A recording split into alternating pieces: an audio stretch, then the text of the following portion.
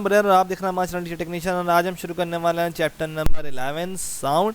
और साउंड का chapter starting से अगर देखना शुरू करें तो हमारे पास यहाँ पे कुछ ऑब्जेक्टिव लिखे हुए हैं कि साउंड क्या क्या होती है, क्या क्या प्रोड्यूस होती है, किस तरह से किया जा रहा है। और ये SLOs होते हैं। अगर जिस स्टूडेंट को मैंने शायद पहले बताया नहीं बताया, पहले मैंने दूसरी वीडियोस में बताया भी था कि SLOs का मतलब स्टूडेंट लर्निंग आउटकम, यानी ये चैप्टर पढ़ने के बाद आप क्या क्या सीख जाएंगे, क्या क्या समझ पाएंगे। ओके, तो ये SLOs हैं जो हमें डिफ़ाइन करना है और इंशाल्लाह चैप्टर ख़त्म होने के बाद ये आपके क्लियर होंगे। तो शुरू करते हैं भाई। सबसे पहले बात की जाती है कि साउंड होती क्या है या फिर साउंड वेव क्या कहलाती है। इससे पिछला चैप्टर हम लोगों ने वेव का पढ़ा था। तो साउंड एक तरह की मैकेनिकल वेव है और लॉन्गिट्यूडनल वेव में भी आते हैं। लॉन्गिट्यूडनल क्योंकि ये कंप्रेस हो सकती हैं और रिफ्रैक्ट हो सकती हैं, यानी एक जगह सिकुड़ सकती हैं, एक जगह तेज़ हो सकती हैं। जैसे कि हम लोग देखते हैं कभी मज़ाया या मॉक वीडियोस में कि आवाज़ को तेज़ कर देते हैं, गाने को तेज़ कर देते हैं या गाने को स्लो कर देते हैं। जैसे मैं अगर तेज़ बोलना शुरू कर दूँ तो आपको मेरी आवाज़ सुना देगा, और मैं अगर स्लो बोलना शुरू कर दूँ तो आवाज़ ऐसी सुनाई देगी। तो हम लोग ये बोल सकते हैं कि साउंड को कंप्रेस किया जा सकता है, साउंड को रिफ्रैक्ट किया जा सकता है। कंप्रेस और रिफ्रैक्ट का मतलब क्या होता है भाई? याद होगा यहाँ पे हमारे पास साउंड की फ्रीक्वेंसी आ रही है, जहाँ पे सारी चीज़ें एक साथ जमा हो गई वहाँ पे हमारा कंपैरिजन हो गए। जहाँ पे चीज़ खुली खुली बोलनी है, जैसे हम लोग स्लो मोशन में सुनते हैं या फास्ट में सुनते हैं, तो वहाँ पे ये रिफ्रैक्ट हो जाता है। ओके, तो सबसे पहले साउंड होती क्या है ये पता करना चाहिए। साउंड एक तरह की वेव है या फिर एक तरह का बोल सकते हैं sound is a form of energy related to vibration motion of molecules. जब मॉलिक्यूल जब वाइब्रेट होते हैं तब जाके साउंड प्रोड्यूस होती है। Sound is produce by the vibrating source place in the medium. जैसे मैं तालियां बजा रहा हूँ तो ताली में एक चीज़ टकरा रही है दूसरी चीज़ से, यहाँ पे जो हमारे जिसम में वाइब्रेट हो रहा है उससे हमारे पास साउंड पैदा हो रहा है। या मैं एक डब्बे पे हाथ मारता हूँ या मैं एक गद्दे पे हाथ मारता हूँ तो फिर यहाँ पे भी एक साउंड प्रोड्यूस हो रहा होता है। तो साउंड प्रोड्यूस होता है वाइब्रेशन के जरिए और एक फॉर्म ऑफ एनर्जी होता है। ओके, आगे जाकर देखते हैं साउंड में क्या क्या प्रॉपर्टी होती है। कोई भी वेव जो लॉन्गिट्यूडनल हो वो हमारे पास या तो कंप्रेस हो सकती है या तो रिफ्रैक्ट हो सकती है। कंप्रेस का मतलब ये होता है एक जगह सिमटा देना, पूरी जगह मिला के दे देना। दूसरी जगह रिफ्रैक्ट का मतलब है खुली खुली होना, जैसे हम लोग एक करते हैं साउंड को स्लो कर दें या साउंड को फॉर स्पीड में चला दें, तो ये हमारे पास कंप्रेस और रिफ्लेक्शन एग्जाम्पल है। लेकिन साउंड क्योंकि मैकेनिकल वेव है, पिछली वीडियो में मैंने आपको बताया था चैप्टर नंबर 11 में कि मैकेनिकल वेव वो होती हैं जिसके लिए कोई मीडियम हो। जैसे मुझे ताली बजानी पड़ रही है या मैं एक दरवाजे पे हाथ मारूं जिससे साउंड प्रोड्यूस हो रहा है, जैसे हम कुंडी बजाते हैं तो साउंड प्रोड्यूस कर रहे होते हैं वाइब्रेशन के जरिए। तो वहाँ पे हम लोग क्या कर रहे होते हैं, एक तरह की बॉडी को वाइब्रेट कर रहे हैं। दूसरी बात मैकेनिकल या फिर मीडियम ज़रूरी है उनमें क्योंकि मैकेनिकल वेव है। तो उसी पे एक बंदे ने इलेक्ट्रिक बेल जार का एक जो हमारे पास एक्सपेरिमेंट था वो परफॉर्म किया था ये प्रोड्यूस करने के लिए कि साउंड एक मैकेनिकल वेव है। साउंड एक mechanical wave need to medium such as glass, liquid या gases, liquid, solid to propagate vibrating motion of particle transport wave from one energy to another point। यानी एक जगह से दूसरी जगह जाने के लिए इसको कुछ ना कुछ हमारे पास मीडियम चाहिए था। नॉर्मली जैसे मेरे पास आपकी आवाज़ या फिर हम लोग एक दूसरे की आवाज़ जो सुन रहे होते हैं वहाँ पे साउंड जो होता है या फिर एयर जो होता है वह मीडियम होता है। ऐसी एक्सपेरिमेंट को साबित करने के लिए एक बंदे ने ये एक्सपेरिमेंट किया था। ज़रा इस बैट जाल को मैं गौर से दिखा दूँ किस तरह से ये बना था। ये एक समझिए जार है, इसमें एक बंदे ने क्या कहा था, क्रॉक करके एक टाइट से बेल लगा दी, बेल बजना शुरू हुई। यहाँ पे बेल की आवाज़ सबको सुनाई दे रही थी। फिर इसने क्या किया, एक वैक्यूम पंप से, यहाँ पे अगर थोड़ी सी स्क्रीन छोटी करूँ, यहाँ पे हम लोगों ने एक वैक्यूम पंप का तार डाला हुआ है यहाँ पे जगह पे। वैक्यूम पंप से यहाँ से सारी एयर खींच ली, ऐसा ऐसा यहाँ पे एयर ख़त्म हो गई। क्रॉक लगा हुआ है यानी ढक्कन से ऊपर से हवा तो आ नहीं सकती। ऐसा ऐसा एक्सपेरिमेंट में क्या देखा गया कि ये चीज़ तो बज रही है, ये बेल तो बज रही है, लेकिन हमें कोई आवाज़ बाहर सुनाई दे रही। तो इससे हमें पता चला कि साउंड को ट्रेवल करने के लिए हमें हवा की ज़रूरत है। ऐसे अगर हम स्पेस में जाएँ, स्पेस में हमारा साउंड कोई ट्रैवल नहीं हो पाता क्योंकि वहाँ हवा होती नहीं और चीज़ आगे बढ़ नहीं पाती। ओके, तो ये एक एक्सपेरिमेंट है इलेक्ट्रिक बेल जार का कि साउंड एक मैकेनिकल वेव है और इसको ट्रैवल करने के लिए सॉलिड, लिक्विड, गैस, यानी हमारे पास गैस, लिक्विड या सॉलिड ज़रूरी होना चाहिए। फिर दूसरी चीज़ डिपेंड करती है speed of sound. Speed of sound क्या होता है भाई, कि साउंड कितनी ज़्यादा तेज़ आ रही है या कितनी तेज़ी से आ रही है या कितनी दूर से आ रही है।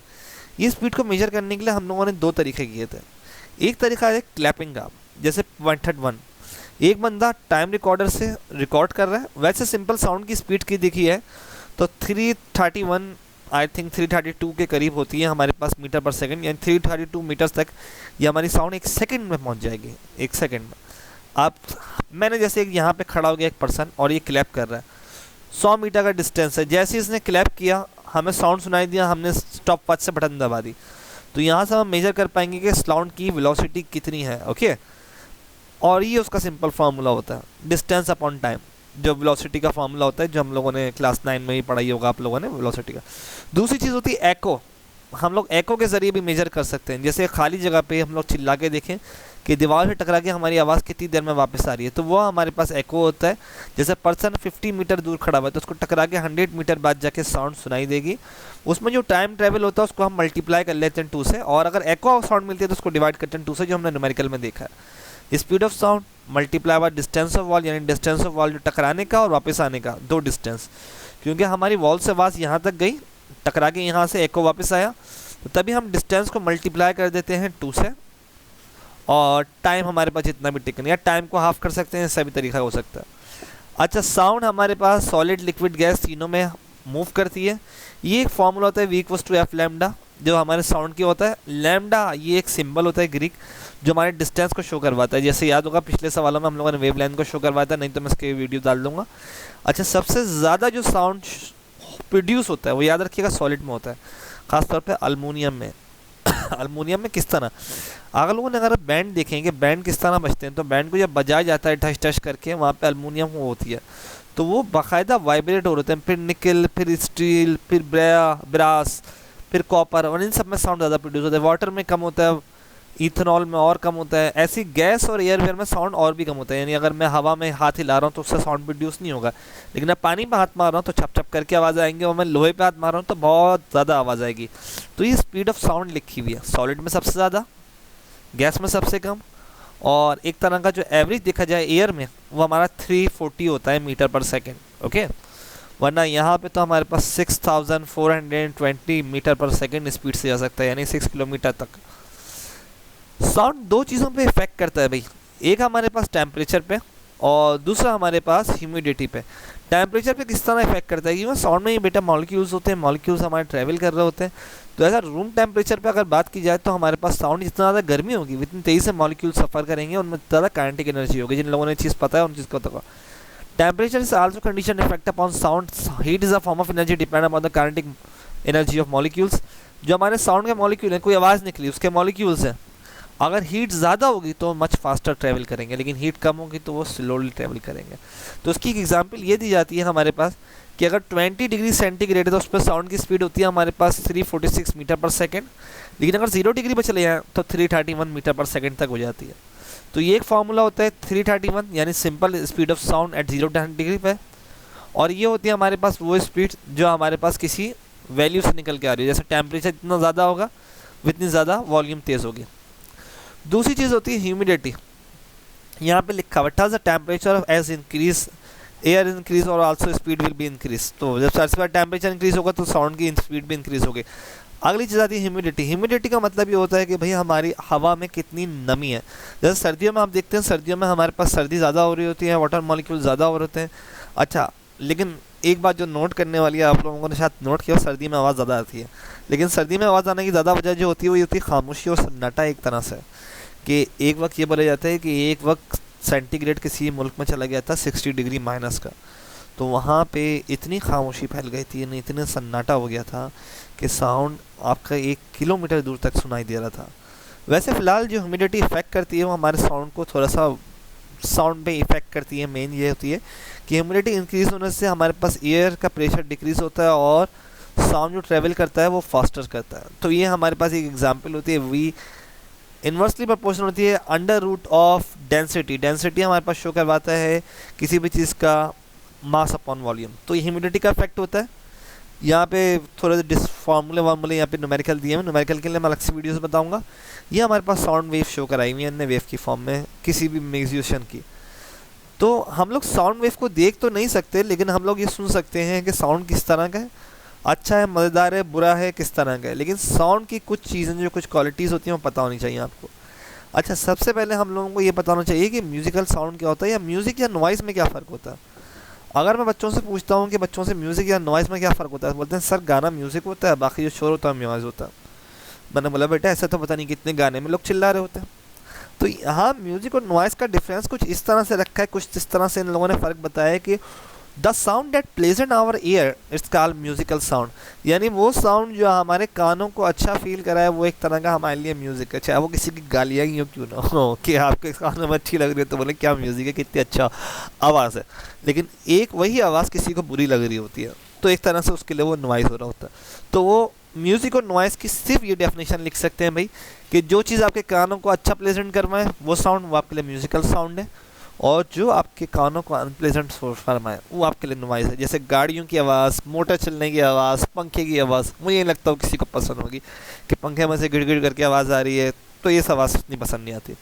लेकिन साउंड की कुछ कैरेक्टरिस्टिक होते हैं जिससे पता चल पाता है कि साउंड क्या है। अब उस कैरेक्टरिस्टिक के बारे में बात कर रहे हैं हम। सबसे पहले बात करते हैं लाउडनेस के बारे में। अब लाउडनेस एक एबिलिटी होती है जिससे हम लोग डिफरेंस कर पाते हैं कि लाउड कितना आवाज़ लाउड है या कितनी क्वाइट है। ये हमारे पास एक वेव आ रही है, सही है। अब जैसे कि मैं ज़ोर से बोलना शुरू कर देता हूँ ये आवाज़ लाउड ही आती है, और ऐसे ही मैं अगर हल्का हल्का बोलना शुरू कर देता हूँ जिससे मेरे पास लाउडनेस कम हो जाती है। यानी लाउडनेस वो कैरेक्टरिस्टिक है जो शो करवाता है हमारे साउंड को कितना लाउड है या कितना क्वाइट है। दूसरी चीज़ होती है हमारे पास पिच। पिच एक तरह से ये शो करवाती है कि साउंड कितना फ्लैट है या कितना श्रिल है। इसका मतलब यहाँ पे ये होता है कि फ्लैट का मतलब या श्रिल का मतलब, जैसे आप लड़के और लड़की की आवाज़ में, आपको अगर लड़की की आवाज़ में बोलना शुरू कर देता है तो हमारी आवाज़ थोड़ी सी डिफरेंट हो जाएगी, लेकिन हाँ अगर मैं भाई आवाज़ में बोलना शुरू करूँ तो आवाज़ वहाँ पे डिफरेंट हो जाएगी। तो पिच शो करवाती है कि आवाज़ कितनी लाउड है, कितना ज़्यादा पतली है, कितना ज़्यादा डिफरेंट है। अगर देखा जाए तो पिच की वजह से एक मर्द और औरत की आवाज़ में फ़र्क किया जा सकता है, यानी मेल फीमेल, लड़के लड़की की आवाज़ में, या फिर हम लोग जानवर परिंदे एक तरह की इन सब की आवाज़ में पिच के ज़रिए डिपेंड कर सकते हैं। यानी लाउड तो दोनों की सेम हो सकती है लेकिन पिच दोनों की डिफरेंट होगी। तीसरी चीज़ शो करवाती है इंटेंसिटी। इंटेंसिटी क्या होती है? साउंड इंटेंसिटी या कॉस्टिक इंटेंसिटी डिफाइन करती है कितना पावर है साउंड में। अब जैसे कभी कभी जहाज़ के साउंड की पावर इतनी हो सकती है, जो हमारे पास प्लेन है या फ्लाइंग जेट होते हैं, जो तैयारे होते हैं, जंगी तैयारे, वो ऐसे होते हैं कि पास में कोई शीशा वीशा रखा हो तो पास के शीशे टूट जाते हैं उसके साउंड की पावर से। तो ये डिफाइन करता है कि हमारे कितना साउंड कितने एरिया वो डायरेक्शन में कवर कर रहा है। परपेंडिकुलर होता है एरिया के, इसका यूनिट होता है वॉट पर मीटर स्क्वायर। मीटर पर या वॉट हमारे पास पावर का यूनिट होता है, और स्क्वायर पर मीटर हमारे पास एरिया का यूनिट होता है। तो ये साउंड को शो करवाता है। अच्छा, मेन चीज़ ये है कि ये सब चीज़ें हो सकती हैं लेकिन क्वालिटी सबसे मेन पर्पस है। जैसे फ़र्ज़ करें आपके पास एक सेम साउंड है जिसकी आवाज़ सेम है, पिच भी उसका सेम है, लेकिन उसकी क्वालिटी डिफरेंट है। क्वालिटी डिफरेंट कैसे होगा? जैसे आपने एक अच्छा माइक ले लिया, या फिर एक अच्छा बूस्टर, या फिर एक अच्छा मोबाइल, या फिर एक अच्छा स्पीकर इस्तेमाल कर रहे हैं जिसमें आवाज़ नहीं फट रही, तो उसकी क्वालिटी अच्छी है। क्वालिटी ये डिफाइन करती है कैरेक्टरिस्टिक जो हमारे पास सेम साउंड हो, यानी इसकी सेम लाउडनेस और सेम पिच हो, उसमें फ़र्क कर सके, तो उससे पता चल पाता है इसकी एक अच्छी क्वालिटी है। तो it is a define a characteristic sound which can be distinguish between two sound of same loudness and same pitch. तो ये हमारे पास क्वालिटी को शो करवाती है। नॉइज़ का क्या होता है भाई? नॉइज़ मैंने बता दिया, वो साउंड जो अनप्लेजेंट फील करे वो हमारे पास नॉइज़ है, जो साउंड प्लेजेंट फील करे वो हमारे पास म्यूजिकल साउंड है। फिर नॉइज़ के नुकसानात क्या क्या होते हैं और नॉइज़ से मसले क्या क्या होते हैं, ये थोड़ा बता देता हूँ मैं आपको कि नॉइज़ होती क्या है। बेटा नॉइज़ असल में इंसान दिन भर शोर शराबे में रहे, ऐसे हर वक्त चीखने चिल्लाने की आवाज़ आती रहे, कार का धुआं आती रहे, तो वो हमारी दिमाग पे इफेक्ट कर सकती हैं। बहुत ज़्यादा वॉइस करते हैं। Noise pollution become the significant issue of the concern all over the world. पूरी दुनिया में ये इशू फैला हुआ है। Noise is unpleasant sound harmful not only human health but also other species. Noise से अदर स्पीशीज़ भी थोड़े बहुत हैं। जैसे रात को आप शोर मचाना शुरू कर दें तो वैसा नहीं है कि सिर्फ इंसानों को प्रॉब्लम होती है, जानवरों को ये प्रॉब्लम होती है, उनकी भी नींद ख़राब होती है, और भी तरह तरह की चीज़ें होती हैं। और नॉइज़ ज़रूरी नहीं है हमारे पास एयर नॉइज़ हो, लेकिन साउंड नॉइज़ हमारे लिए बहुत ज़्यादा नुकसान तो हो सकता है। Transportation equipment, heavy machinery are primary source. एक तरह से ट्रांसपोर्टेशन जो हो गई हमारे पास, जितनी भी गाड़ियाँ चल रही हैं, हैवी मशीन चल रही हैं, जो आवाज़ें आ रही होती है, एक तरह का बहुत बड़ा नॉइज़ का जरिया होता है। For example noise of machine of industrial area, या loud vehicles, horn, shooter, alarm, दूसरे घर में शादी हो रही हो, ये हो रहा वो हो रहा, लोगों की नींदें ख़राब हो रही हैं, ये सब एक तरह का नुकसानदेह होता है दिमागी हेल्थ पे। It is a exclusive noise vehicles harmful effect on the human health. They can cause conditions such as stress and disturbed concentration. इससे इंसान स्ट्रेस में आ सकता है, डिस्टर्ब हो सकता है कंसंट्रेशन, और ज़्यादा देर तक सुनते रहे तो अपना हम लोग आवाज़ खोने की सलाहियत भी नहीं, हम सुनने की सलाहियत ही ख़त्म कर सकते हैं। यानी सुनने की समात होती है ना, वो स्लीपिंग डिसऑर्डर हो सकता है ज़्यादा शोर में रहने से, यानी आपको नींद आना बन जाएगी। गुस्सा ज़्यादा आ सकता है, या हाई स्ट्रीट लेवल भी हो सकता है, यानी आपको हद से ज़्यादा इस चीज़ का स्ट्रेस ली जा रहा है, हद से ज़्यादा गुस्सा और हद से ज़्यादा चिड़चिड़े हो रहे हैं।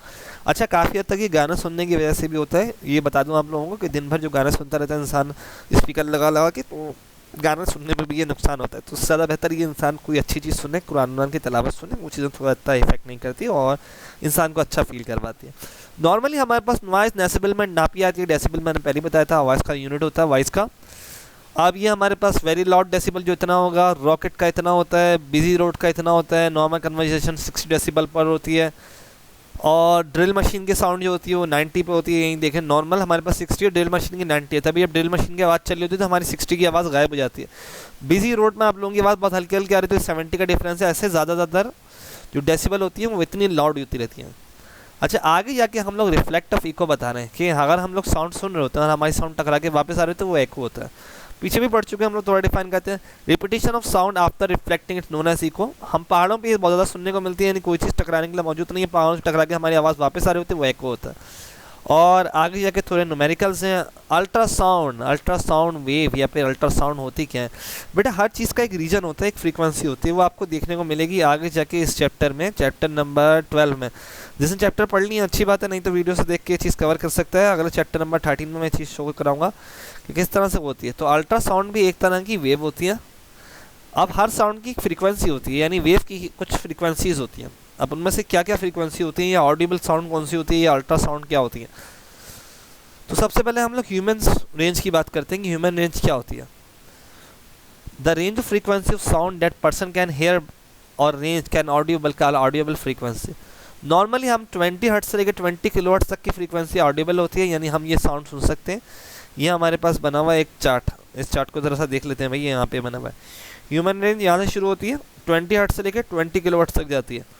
अब इससे पहले जैसे वेल की आवाज़ हम लोग नहीं सुन सकते, वेल की आवाज़ कितनी होती है, बैट की आवाज़ हम नहीं सुन सकते कितनी होती है, ऐसी करके हमारे पास ये चीज़ें आती हैं। ओके, फिर आगे जाके हमारे पास मेडिकल अल्ट्रासाउंड, वो हम लोग नहीं सुन सकते।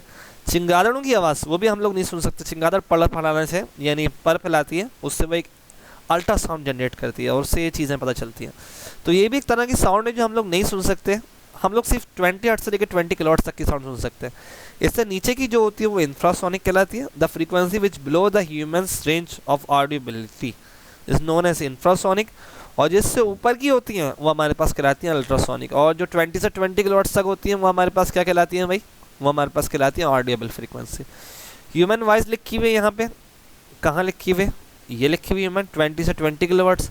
हाथी जो होते हैं बहुत हल्की उसमें ही बात करते हैं, बहुत तेज़ उसमें ही बात करनी है, उनकी अपर और हायर फ्रीक्वेंसी है। ऐसी बैट की बात की जाए तो 1000 से लेके 15,000 नहीं 1 लाख मेरे ख्याल से, हाँ 1,50,000 हर्ट्ज तक की फ्रीक्वेंसी जनरेट कर सकती है ये। कैट की भी होती है। तो ऐसी जानवर अपनी अपनी ज़बान में जो बातें कर रहे होते हैं हम समझ नहीं पा रहे होते हैं क्योंकि उनकी ऑडिबल नहीं होती। तो ये चीज़ें ऑडिबल फ्रीक्वेंसी की। ऐसी हमारे पास कुछ मशीनें भी होती हैं जो ये चीज़ें डिटेक्ट कर पाती हैं और उनके ज़रिए काम कर पाती हैं अल्ट्रासाउंड और इस सब में। जैसे अल्ट्रासाउंड आपने एक मेडिकल टर्मिनोलॉजी भी सुनी होगी। तो application of ultrasound technique industries and magnetic. Ultrasound हमारे पास हाई फ्रीक्वेंसी की रेंज होती है जो हमारे पास काफ़ी ज़्यादा मेडिकल फॉर्म में काम आ रही होती है। जैसे हमारे पास अल्ट्रासाउंड क्लिनिक्स, और ये हमारे पास सबमरीन्स में काम आ रही होती हैं। सोनार में, सोनार क्या होता है और रेडार क्या होता है? रेडार का आप लोगों ने शायद सुना होगा, रेडार किस तरह काम करता है। ऐसी एक चीज़ होती है सोनार। जब हम लोग पानी के अंदर ट्रैवल कर रहे होते हैं तो हमारे पास एक ऐसी मशीन्स होती है जो हमारे पास नीचे सिग्नल पे से टकरा के वापस आते हैं, तो वो काम होता है सोनार का। Sonar is a extensively a machinery या मैरीन एप्लीकेशन। सबमरीन जो होती हैं जो पानी के अंदर सफ़र कर रही होती है उनकी एक एप्लीकेशन होती है with high frequency ultrasound wave travel distance. यानी हमने एक फ्रीक्वेंसी भेजी, टकरा के वापस आई, यहाँ पर चल गया नीचे क्या मौजूद है। नीचे हमारे पास सी मौजूद है या नीचे हमारे पास क्या मौजूद है, नीचे कोई मछली वछली मौजूद है। ये सब चीज़ें हमारे पास सोनार से शो पता चल रहा होता है। सोनार हमारे पास पूरी एक फुल फॉर्म होती है और ये डिटेक्ट कर पाती है किसी भी चीज़ को जो पानी के अंदर मौजूद होती है। एक्योकार्डियोग्राफी एक मेडिकल टर्मिनोलॉजी है जिसके ज़रिए हम लोग साउंड के ज़रिए यानी एको साउंड के ज़रिए हम लोग कार्डियोग्राफी कर रहे होते हैं। कार्डियोग्राफी हम पल्स रेट को जान रहे होते हैं। अल्ट्रासोनोग्राफी की बहुत सारी एग्जाम्पल होती हैं और अल्ट्रासाउंड भी एक तरह से उसमें होता है जिससे हम लोग पता चल पाता है कि पेट में जो बच्चा है वो मेल है फीमेल है। और कंप्यूटर के अंदर भी ये बहुत ज़्यादा चीज़ें यूज़ हो रही होती हैं। जैसे हमारे पास ट्रांसड्यूसर होते हैं, हमारे पास साउंड को कन्वर्ट कर रहे होते हैं या सिग्नल को कन्वर्ट कर रहे होते हैं। जैसे हम कीबोर्ड से बटन दबा रहे होते हैं वहाँ पे एक सेंसर्स लगे होते हैं, तो ये सब जगह हमारे पास ये काम हो रही होती है। तो यहाँ पे चैप्टर ख़त्म होता है, इसकी समरी हमने मौजूद की हुई है। यहाँ पे हम साउंड को देख सकते हैं, इसका मैप। साउंड क्या होता है? प्रोड्यूस होता है, मैकेनिकल वेव होती है, मोशन से प्रोड्यूस होता है, साउंड की 3-4 करेक्टरिस्टिक होती है म्यूजिकल साउंड की। इसमें नॉइस पोल्यूशन हो सकता है, म्यूजिक हो सकता है या नॉइस हो सकता है, तो ये म्यूजिकल साउंड है। क्वालिटी ऑफ साउंड भी इसकी करेक्टरिस्टिक होती है या उसकी इंटेंसिटी। अल्ट्रा साउंड फ्रीक्वेंसी क्या होगी, वो फ्रीक्वेंसी जिसकी 20 किलोवाट से ज़्यादा हो। एप्लीकेशन उसकी क्या होगी, मेडिकल और इंडस्ट्रीज में बहुत ज़्यादा होती है। स्पीड ऑफ साउंड किस पे डिपेंड करता है, नेचर ऑफ मैटर पे, टेम्परेचर पे, ह्यूमिडिटी पे। अब बात आती है हमारे एमसीक्यूज की, एमसीक्यूज टाइम। सबसे पहले sound is a form of, video को पॉज करें और जवाब दें, sound is a form of energy. Okay, जिसने एनर्जी किया सही है। दूसरा, ऑडिबल फाउंड या Audible frequency range of human can bear, इंसान किस तक की फ्रीक्वेंसी सुन सकता है, 20 to 20 किलो हर्ट्ज। दूसरा जवाब, approximate value of sound eight 0 centigrade या 0 डिग्री टेम्परेचर पे। क्या होता है भाई, हमने देखा था 331 बुक में लिखा हुआ है, 332 तक हो सकता है, सही है। Sound travel faster solid as compare to gas, sound solid में क्यों ट्रांसफर होता है ट्रेस, क्योंकि सॉलिड के मॉलिक्यूल टाइटली पैक होते हैं, जैसे हमारे लोहे पे मारते हैं टाइटली मॉलिक्यूलर पैक होते हैं, टकराते हैं, आवाज़ प्रोड्यूस करते हैं। कौन से दो फैक्टर डिपेंड करते हैं साउंड पे, टेम्परेचर एंड ह्यूमिडिटी। फिर अगली चीज़ है separation between two consecutive comparison of sound wave scale. जब दो हमारे पास सेपरेशन हो कॉन्सिक्यूटिव वेव की, तो वो हमारे पास क्या कहलाती हैं भाई, वेवलेंथ। ओके, अगला, the order of sound in different medium faster to slow. सबसे ज़्यादा फास्टर किस में होता है साउंड प्रोड्यूस, सबसे ज़्यादा फास्टर किस में होता है, लोहे में होता है। तो इस तरह सबसे पहले चीज़ आगे सॉलिड में, फिर लिक्विड में, फिर गैस में। तो सी आंसर है। Ultrasonic has use medicine industry which has use वो। अच्छा, इसमें हमारे पास पेरिनेटिव स्कैनिंग एक डिवाइस होती है जो हमने ऊपर देखी थी, उसके ज़रिए हमारा अल्ट्रासाउंड यूज़ होता है। कॉज ऑफ इको, इको किस लिए होता है, एब्जॉर्ब होने की वजह से होता है, डिस्पर्स होने की वजह से होता है, रिफ्रैक्ट होने की वजह से होता है, रिफ्लेक्ट होने की वजह से होता है। एको हमारे पास होता है रिफ्लेक्शन से, टकरा के चीज़ वापस आने को हम रिफ्लेक्शन बोलते हैं। और आखिरी, विच टाइप ऑफ साउंड या which type of wave can not travel in vacuum, sound wave, क्योंकि हमने इलेक्ट्रिक बेल जार पढ़ा था। तो इसकी कुछ सवालात हैं, बाद में कुछ न्यूमेरिकल में अपनी प्रॉपर वीडियो बनाऊंगा। उम्मीद है वीडियो समझ में आएगी, पसंद आएगी। वीडियो को लाइक और शेयर करना मत भूलिएगा, और अभी तक नहीं किया तो चैनल को कर दें सब्सक्राइब। भाई सारी वीडियोस आने वाले, सारे चैप्टर समझ में आने वाले हैं, और कितनी समझ में आई है मुझे कमेंट सेक्शन में बताएं, ताकि अगली वीडियो में अपलोड करूँ। तब तक के लिए आपका अल्लाह हाफिज़, शुक्रिया।